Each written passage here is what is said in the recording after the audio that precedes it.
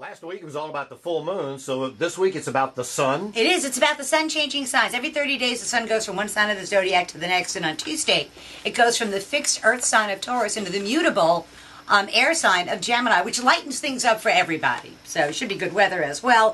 For Geminis, though, when the sun is in your sign, it's all about you. It's about you getting what you want and you need. And so professional matters go well for them because their image is good. And then also their personal lives go very, very well because they're starting to pay some attention to that. If they're single, they'll attract someone. If they're married, their marriage goes well.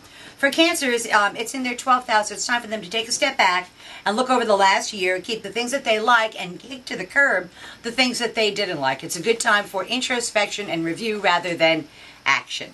For Leos, it's in their 11th house of hopes, wishes, goals, and objectives. And it's time for the Leo to reach a long-standing objective, something they've been working on probably as far back as December of 2010 comes to be for the Leo over the next 30 days or so. And it's going to take a group of their well-placed male friends to help them get it rather than their female friends. I know what that's all about. Looking forward to it. Oh, excellent. And so it will work very, very well for them. For Virgos, it's in their 10th house of career and public standing. And because it's Gemini, the sign of duality, they'll get twin job opportunities that are really the same thing, but they should do them both because it really does suit the Virgo's need, and they have an ability to multitask as far as that goes. So, but kudos from above and a pat on the back. Probably not more money, but a pat on the back for the Virgo. Gotcha. For Libras, it's in their 9th house of long-distance travel. Important matters at a distance beckon for the Libra to go in person to do something about it. Legal matters go well, and educational matters go very, very well for the Libra. It's a good time for them in any kind of negotiation because they actually have the upper hand.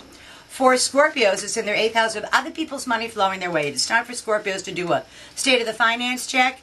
And rather than looking for new resources, they want to look at what they have and find a way to maximize their existing resources rather than seeking out new ones. And they may get a little surprise from the universe, just a little unearned income falls their way, which is always kind of fun. For Sagittarians, it's in their 7th house of partners, and it's about the partner this time. And normally Sagittarians are pretty much all about themselves. But this time, for the next 30 days or so, it's about their partners and their intimate one-to-one relationships. And it also rules professionals. So if you're a Sagittarian and you're paying a professional's advice, take it. For Capricorns, it's in their 6th house of work and responsibility. 2 jobs over the next 30 days get combined into one really good job for the Capricorn. And it's something that they've been looking forward to and, again, working on since probably the December of 2010 time span.